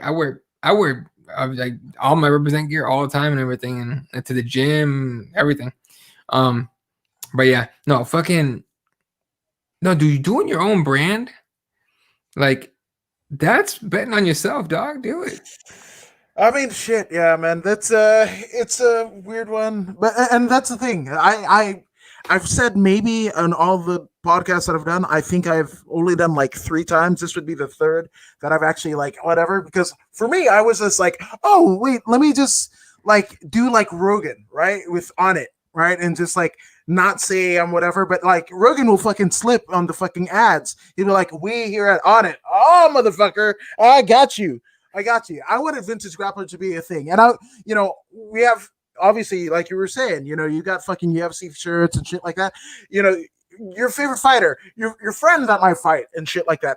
You're like, oh fuck, I want to support you. Or, you know, I'll buy a ticket because with the ticket, not only do you get the fucking fights, but you get a fucking fight shirt, whatever. And it's the fucking like, holy shit, is this a fucking caution yellow?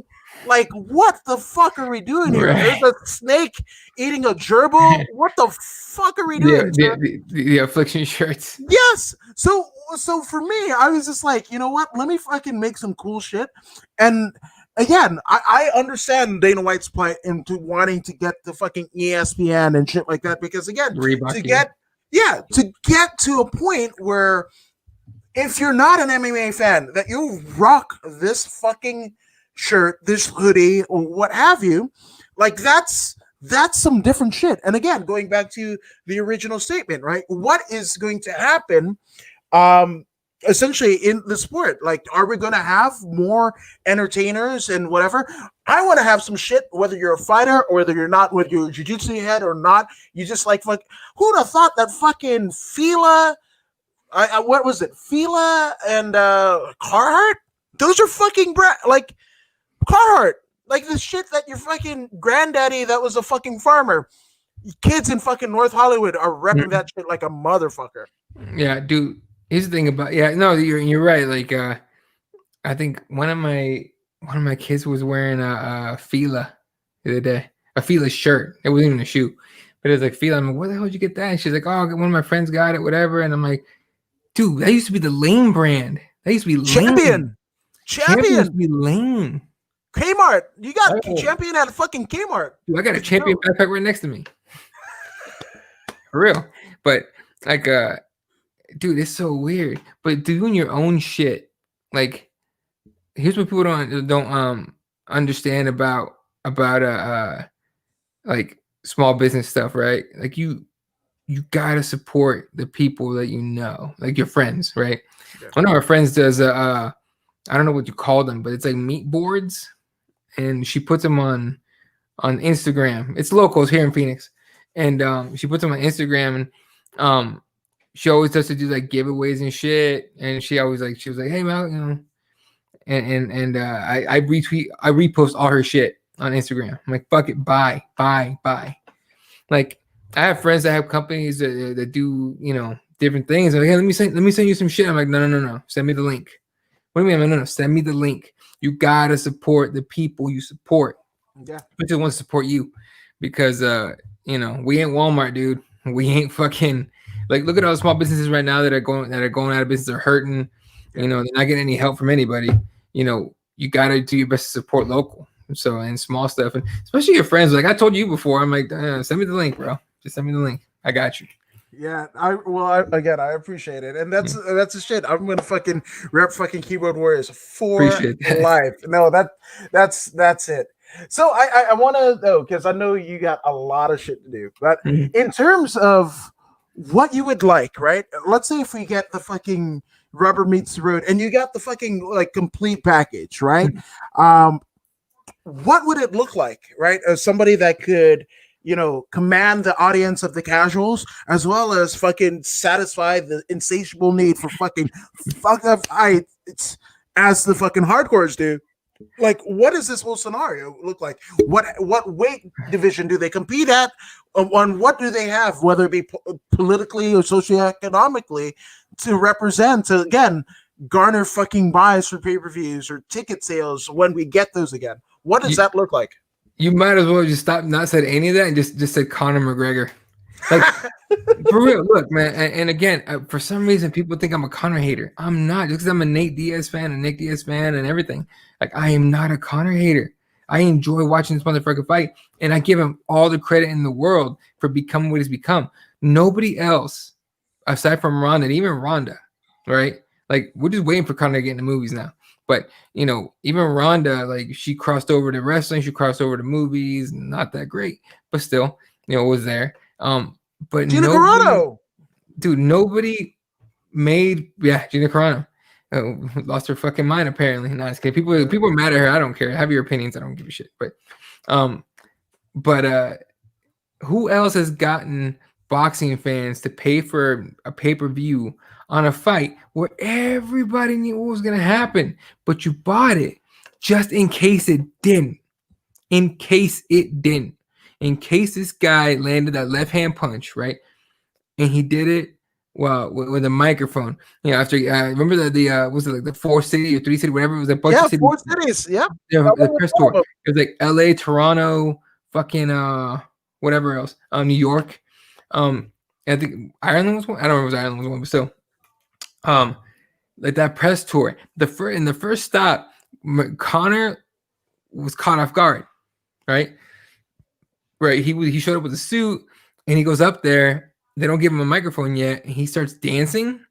And I'm like, oh, Mayweather set you up. Okay. Dude, the press conferences for that guy, for Conor McGregor, are just as much part of the fight as the actual fight. So Conor gets up there and starts doing the jig, doing some bullshit in a fucking suit. And I'm like, you look silly as shit. Mayweather won round 1. The next time, McGregor shows up fucking prepared. Mink coat, dollars to throw around, talking about fuck the Mayweathers. I hate that word fuck, by the way, but he says that's how he says it. But he's like, fuck the Mayweathers, whatever, you know. And then he gets in the fight, and people, I mean, you saw the fucking people that showed up to that fight. Part of it was Mayweather being, what do they call it, A-side or whatever. Yeah. The other part was people going like, this little, you know, this like Snoop Dogg, this little motherfucking McGregor. All right, McGregor, let's see what you got, you know. Like, you gotta hand it to that man as probably being like the most perfect mix of entertainment and skill that we've ever seen. Because before him, it was like Chael Sonnen, but Chael Sonnen wasn't knocking dudes out in 13 seconds. or winning belts for any, on that for that matter.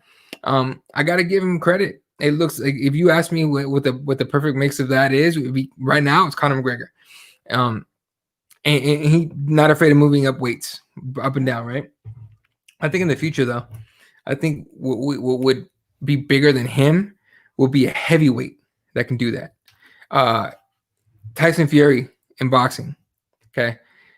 Fat motherfucker, loses weight, out of shape, not the best looking guy.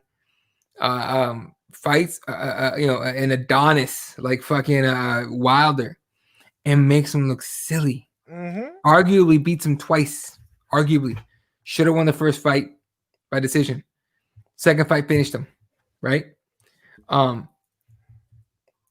Imagine that dude being in like an MMA, a heavyweight, in crazy shape. If Ngannou learned to be an entertainer the way McGregor is, or the way Sonnen is, oh my god, you kidding me? Like, it'd be insane. So I think the future is going to be that, because John Jones don't have it. No, he can fight like a motherfucker, but he's the cringiest talker ever. Yeah. Like when he was with DC, he was about to fight DC, I think, for the second time, and DC had the belt, and he goes, someone, of course, leave it to John Morgan and ask him, is that belt legit over there that DC has? Like, set him up, right? And John Jones goes, nah, that belt over there is a piece of shit. I'm like, God damn it, John. If you're gonna talk shit, make it smooth. No, that belt over there, it's a piece of shit. Like, that's all you got? Like, yeah. Bro, you're gonna talk shit, talk some shit, but don't say it's that piece of shit. It sounds stupid. Like, that's not entertaining. Like, I mean, if we're gonna do the entertainment part of it, be entertaining. He's not entertaining. He could fight his ass off, but I don't give a fuck about watching a John Jones presser. But I tell you what, a McGregor presser, for as much as he annoys me sometimes, the gazelle, you guys are the gazelles. Like, come on, dude, do something different. And then Nate comes in and goes, "You playing touch boat with that dork in the park?" I died because it's not like Nate sits at home writing this shit. McGregor writes the shit, by the way. Anyone that tries to tell me different is full of shit. All right, McGregor writes the stuff down, memorizes it, rehearses it, because it's way too clean the way he says it on there.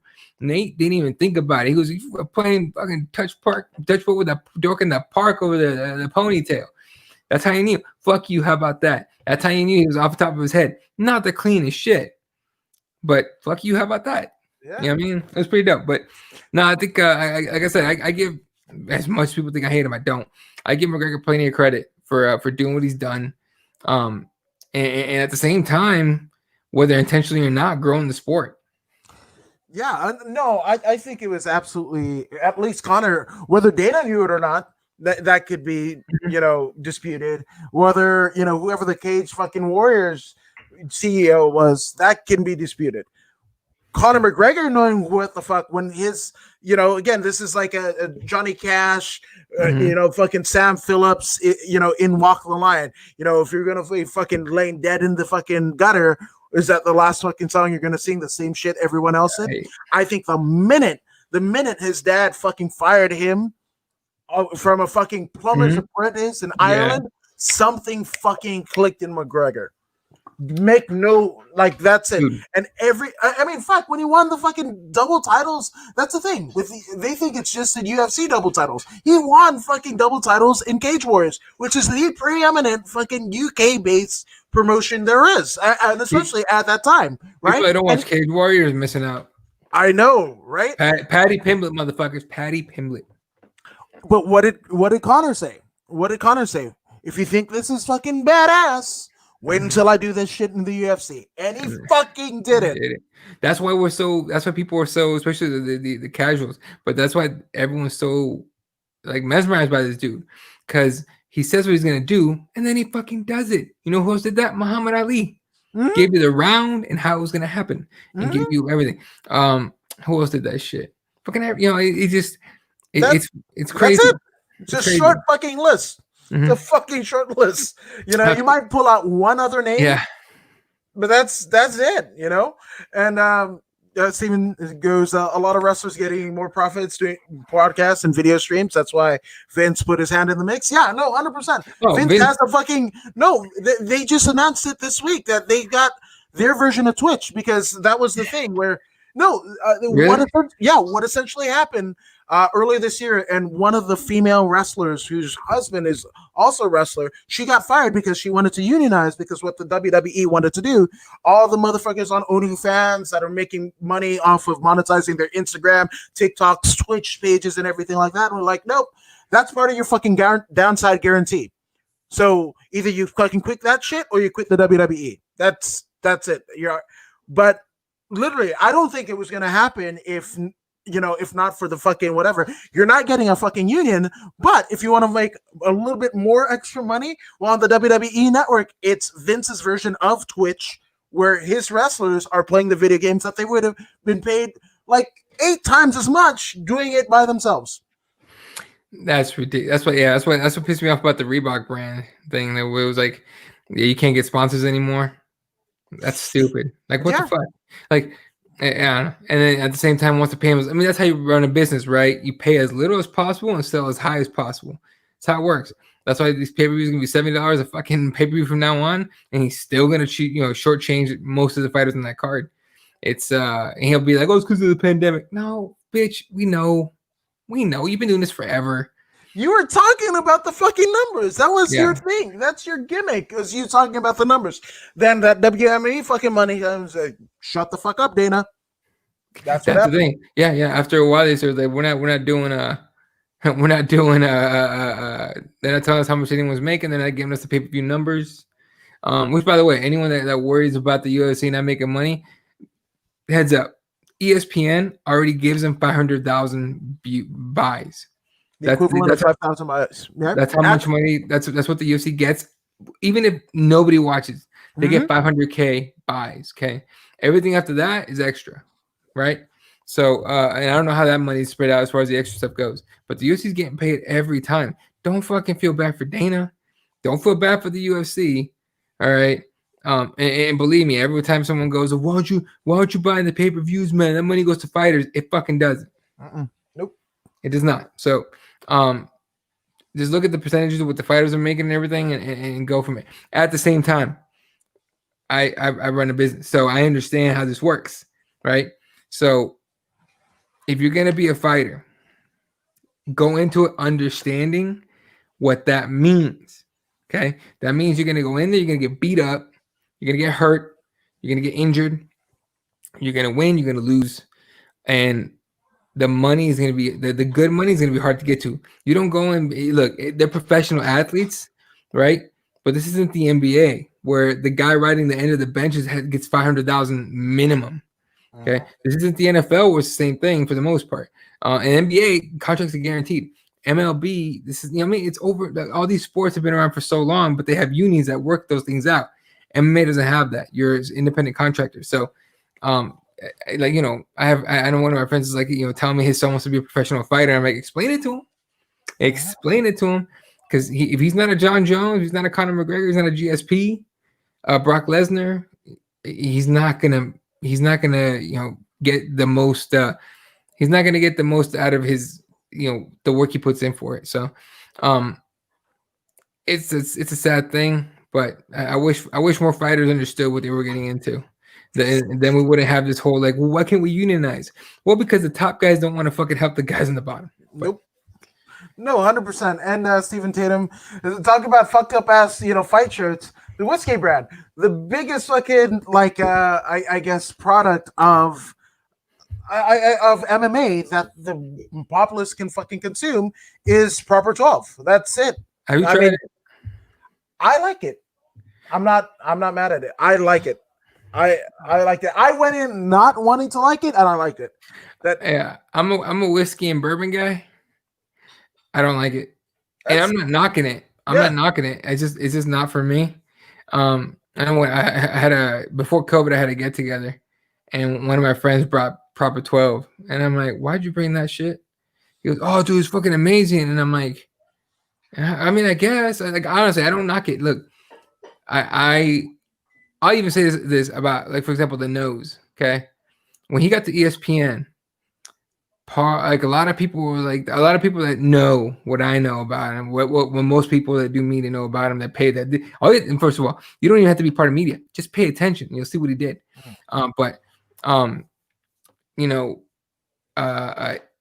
Like anyone that knows that dude knows that. I'll say it, and I've said it before, he didn't deserve it. No way. There's so many more talented guys that deserve to be ESPN guys, but hey. And girls. And girls, right. Yeah, and girls. Plenty of them too. That deserve to be up there and everything. But but don't hate the player, hate the game. Right? That means he gets to put more food on the table for his family, put his family in a nice, comfortable home. Close on his kids' backs. Hey, I am never gonna stand between a man and his ability to take care of his family. Do you, bro? That being said, I'm not gonna respect you for the way you're doing it. That's just what it is. But but as far as like McGregor making money off of Proper 12, hey, do you, dude? A lot of people apparently like it. Good for them. It's not for me. That's why I say, like, people get mad at me when I say that I think it's trash. Like, I'm like, no. For me, I think it's trash. Yeah. You might love it. Yeah. I'd rather go get Michter's or a fucking Old Forester for bourbon and all that, or even a Gentleman Jack. See, the way that I do it, it's almost like how I deal with vegan food, right? I vegan food and, Beyond Burger and shit like that. Like, I don't compare it to burger. It might have burger in the name or whatever the fuck or whatever. It's its own food group, just like Chinese, just like Mexican, whatever. It's just a different type of food, different style of food. Do I compare it to burgers or whatever? It'll lose out every fucking time, right? But Beyond Burger by itself, fuck yeah, but I don't compare it to shit. And Steven says Adam and Eddie need to review the War Master spirits. The only thing about that is good luck finding a fucking bottle of the War Master's Warbringer fucking whiskey, because, like, literally, I think you might get maybe 70 bottles a barrel, and then that's it. So yeah, I've got what is it, a Warbringer fucking bottle, but it's not the War Master one, and even that I paid $70 for. Damn, I hadn't even heard of that till now. Yeah, I'm just saying. So my 2 cents on the whole fucking matter. I would love a fighter, male or female. Don't give a shit what weight class you are in, but to get as much of a social media following, whatever the fuck, TMZ to follow you, all this shit, CNN to be so motherfucking captivating that it doesn't give a shit if you win one fight or lose one fight, right? You fight one fight amateur, right?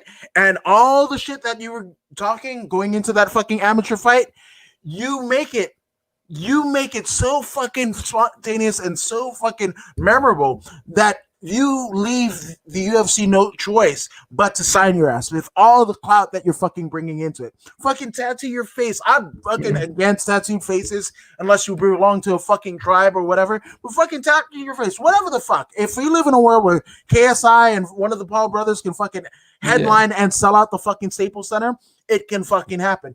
So then you get signed to fucking pro. You either fight regional or you go to the fucking UFC. Do the same shit. We see it with Joaquin Buckley. We've seen it with Hamzat, right? Fucking go on a tear, right? And get the fucking people so feverish in support of you, right? That they fucking usher you into a title fight on your fucking 3rd fight of your entire career. And you take that Robbie Lawler fucking ethos about not fucking sparring. You just training the fucking moves, not taking hits to the head, whatever. You win the fucking title and you're out. I want that motherfucker to get $100 million. I want that motherfucker to get what Conor didn't get in a percentage of the fucking company. I want that whatever, and then you can start a union. You can do whatever the fuck you want to do or whatever, but you will eclipse Conor McGregor in his. And I, again, love Conor McGregor. I don't want to wish ill, but for the proliferation of the sport, I want this guy or girl to come along and fucking just change the way that we think about MMA and whatever, and wars and whatever. Like, again, their fucking knockouts and submissions are going to be where you can put it on Snapchat, fucking TikTok, all that shit. 30-second knockouts for 3 fucking fights that earns up a fucking UFC title. 30-second knockout there and fucking call it a day. And to get $100 fucking million for your fucking trouble and be out. That's it. I have mad respect for people that get in the game, do something special, and then leave. You know what I mean? Like everyone wants to shit on Khabib right now for leaving. He left too early. Sorry, real quick, Otis. You sent me a link on Instagram, Twitter DM. Is that legit link? Because I had people send me like Instagram links and they look funky before. Like I don't click on them. What do we got? And they got hacked. So like I didn't want to click on it yet until like I know for sure it's a legit link. And I DM'd you back. So check your Twitter DM, bro. Okay. Sorry, I had to make sure because I know he's on here right now. Yeah, fuck. Oh yeah. So like Khabib, baby, he like retires. And everyone's like, he's got to come back, otherwise he's not the go. We talked about it on Wednesday. Yeah. And I'm just like, yeah, I get it. That being said, if he doesn't come back, I have more respect for him than before. Like everyone wants to say, like, you know, that man, you know, just overall, that person, that man that won, whatever. Like that man is a stand-up guy because he does what. Okay, so it's legit. All right, but he does what he says he's gonna do, right? 1,032 is the cost of watching UFC in America in 2021. Wait, what? So the link that Otis sent me says $1,032. This is the cost of watching the UFC in America in 2021. Yeah, fuck that. Yeah, no, and that's assuming that you live in a Florida or what is it, the fucking Washington, Texas, the tax-free states, right? Nevada. Yeah. Right? If you live in fucking California when that shit is 12 point some odd fucking percent, yeah, that's like take that and add $300 on top of that. Taxation is theft. Straight up, we're getting jacked. You guys should do a back-to-back stream for both the shows. What do you mean? Yeah, a simulcast, whatever. But I don't know if we can. We might try and fucking maybe I don't know break the fucking internet. You send me the link, I'll send you the link. If I get Fred in here, yeah, we'll figure it out. We'll figure it out. Hell yes, Steve. Good idea. We'll figure that out. But there's gonna be a fucking mad echo. I think the way that I'm thinking, unless you know what, I'm gonna tell you off air because I figured it out. Okay. Anyway, but yeah, dude, I have mad respect for like guys, people that just walk away. Like everyone says, like, I can stand up guy because he does what he says he's gonna do. I have a lot of respect for people that say no and stick with it.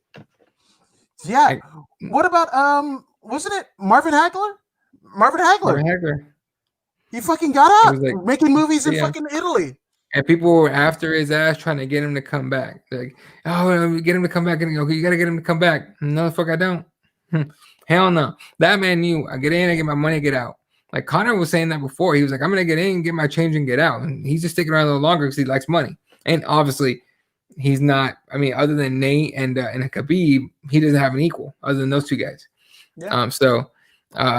You know, he's still doing it. But yeah, like I said, I don't want to see anyone go out like Ali did or, you know, where he literally went from being untouchable, you couldn't hit him, to being durable. That is an awful thing to happen to somebody. You know, and Kareem Abdul-Jabbar in basketball, that guy played way too long. He didn't want to play till he was 40, whatever the fuck he was old. The only reason he did is because he got jacked, like his agent stole his money. Yep. And so he had to stick around just to make more money, and ended up having one of some of the craziest stats ever. But you know, the aim isn't to do it forever and you know, do it till the game's done with you. You do it till you're done with the game and can take care of your family. That's just the way I see it. So no, and that's why, you know, whether it be Gina Carano and getting into Hollywood or whoever the fuck, like Rhonda, right? In a way, Rhonda, because Rhonda left in a weird fucking way. Yeah, well, but that's the thing, and that's why my scenario is like somebody who fucking starts, you know, at the very beginning, amateur, and fucking turns the world on fire. Fucking fights, you know, one fight pro, gets to the UFC, or the one fight is in the UFC, gets some fucking CM Punk fucking clout behind you. Your fucking first professional fight in the UFC. The second fight, fucking championship fight. That's it. And the reason why I say that, because again, like that scenario of Conor writing his lines or thinking of something witty, to say in a presser or something beloved for the people to fucking get with you. Again, if you get into fucking fights, whether it be in the gym or whatever, your mental status deteriorates. And when that happens, you're earning money. Look at fucking Stipe, champion of the world. We ain't seen fuck all of him. And we can't understand what the fuck he's doing. Anything you're saying, yeah. Injured as fuck. Yeah. No, you're right. Who was the one guy? It was maybe in the last 3 or 4 years. One guy got in there, fought in the UFC, and then retired, young as shit. And he's like, "Oh no, I just wanted to fight in the UFC. That's it. That was my goal, and I'm out. See you guys." I know fuck, I forgot. He was a heavyweight. He was a heavyweight in the UFC, and then went over to fucking PFL and won the fucking commentator. And he's a commentator, but he won the fucking tournament, got $1 million, and it's like, fuck it, I'm out. Yeah, but that guy's the prime example. Got in there, he's like, my goal is just to have a fight in the UFC. Yeah, check that off the list. See you guys, and he literally just like, I'm not fighting anymore. I'm like, yeah, there you go. Yeah, like it's just it's a different kind of human being. So. Yeah, so I mean, that's the thing. And if we're going to have human beings compete in the sport of MMA, again, make as much money as you can, as quickly as you can. Again, it's the wrestling ideology, the fucking bump card. There's only so many fucking, if you see fucking, Honky Tonk Man, wrestle a match in, whatever, butt fuck Alabama or whatever, nothing against Alabama, but that just might be the fucking place and whatever. He's not fucking taking a fall. He's winning every time because he's fucking 70 years old. I mean, shit, fucking pompadour.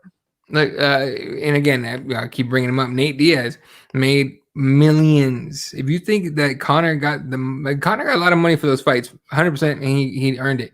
Nate got paid, okay, but Nate's not going out there buying fucking like Lamborghinis and shit. This motherfucker does not spend a lot of money, okay. That's why he doesn't fight. He only fights once every 3 years or so, and everyone's like, "Oh, he's not relevant." It doesn't have to be. First of all, it's Nate Diaz. All right. That's why if Nick comes back here and fought in fucking 6, 7 years, whatever it's been, he's gonna get plenty of people to tune in, because it's Nick Diaz. But Nate doesn't spend any money, so that guy's fine. And for people who are saying like, "Oh, Conor's gonna run out of money, he's buying all this shit," Conor has invested that money very wisely, very wisely. Like, hats off to Conor McGregor. He's a smart businessman, great fighter, but probably a better businessman at this point. And he's not fucking taking hits for that shit. So I'm just saying. Ever. That guy, you've seen him get rocked once? Nate rocked him. That's it. Yeah. That's it. So yeah. So I'm just saying. And they said the same thing about one guy. Oh, Pretty Boy Floyd. Pretty Boy Floyd. Yeah. I'm just saying. Who heard him? Not Maidana. Maidana? Might have been Maidana. Or Sugar Ray. Sugar Ray. Oh. No. So wow, I'm going way back. Sugar Shane. Yeah, Sugar Shane rocked him, and then he was like, "Oh shit, he touched me," and then he went super defensive and ended up winning that fight.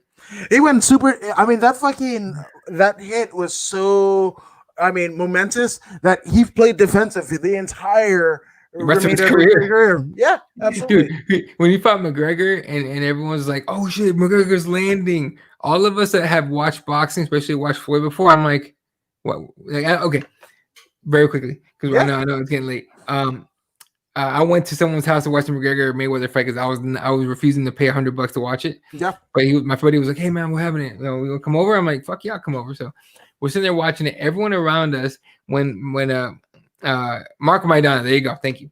What it says on there. When McGregor was landing a little bit on Mayweather, the whole fucking house was freaking out. And I'm sitting there, and my girl sitting next to me, even she's just like, "Wow, he's landing." And I'm like, "Relax." She's like, "What?" I'm like, "Just wait. And she's like, "Whoa, what's gonna happen?" I'm like, "Just relax, all right? Like, Conor's not gonna go. Conor's not going distance in this fight." And I had explained to my girl before that Mayweather is the most defensive fighter, and he doesn't get hit, he lands points, and then he wins by decision, right? I go, Mayweather will finish this man before the end of the fight. And she's like, why? I'm like, just watch. And Mayweather waited, and as soon as Conor gassed out the way everyone fucking knew everyone that watched boxing knew he would, Mayweather, not only did he not get hit anymore, he went after Conor and finished his ass. So that's a different sport, bro. Like, look, mad props to McGregor for even doing it, and good for him for getting paid for it. But anyone that watched boxing knew what the fuck was going to happen that night. Yeah, absolutely. That was a trip. Well, one thing we fucking found out tonight is what the fuck we want out of the next phase of fighter versus entertainer in MMA. So that's fucking it. We want robots. We're going fucking real steel. We got it's funny you brought that up. I watched that movie the first time like a week and a half ago. And when it was like when it just pops up on the TV and you're bored, you're like, fuck it, I'll watch it. It was that. So guess what? You know, if that you mentioned Wolverine, I mentioned Real Steel. So again, whoever the fuck Hugh Jackman's agent is, you owe us fucking residual, motherfucker. I'm just saying. But Eddie, thank you for joining us. Tell us everything about the Keyboard Warriors, one of my favorite fucking MMA podcasts in the sphere. But tell us more about it. All right, Keyboard Warriors MMA.com is where you can find all our shows and everything. We do shows Wednesday nights for sure, and then whenever I have time and feel like doing it. Look, man, it's a very much an interactive show. So if you want to come on, just like you did here, we put the comments up, we go back and forth. It's technically the Monday night MMA hangout, but since Monday Night Football was on for the last season or so, for the whole season, I've moved it to Tuesdays for the most part. And but that's literally a viewer-led show. I literally get on, I kick off with a topic, and then whatever topics you guys bring up in the chat, I talk about, and we just go back and forth. We have a little community we've kind of built, so it's pretty dope. It's pretty laid back and everything. Raider was good, yeah. And then of course you can follow me at Elaw32 right here on the here. Kirby, Fred Kirby's at KIRBY_MMA. Or Jackson. Jackson. Yeah. If you want like fun little takes and everything, and I know he does stuff with Kyle Steele from Loudmouth, and that's a good podcast by the way as well. I listen to those guys all the time. But if you want that, and once in a while he'll get crazy and throw a dick pic on there if McGregor wins. God damn it! Were you around for that? I didn't get it. I was fucking new in the group. Oh, okay. Yeah, so I think it was a McGregor thing. He goes, if McGregor wins this fight, I'm gonna tweet out my dick, and I'm like, no, fuck, you're not. And I didn't see it. After the fight was over, I knew it was gonna. I remembered. I was like, this motherfucker gonna do it, and so literally something came up. Otherwise, I probably would have found it. Like, I don't know why I wanted to go see it, but I was like, I probably would have found it.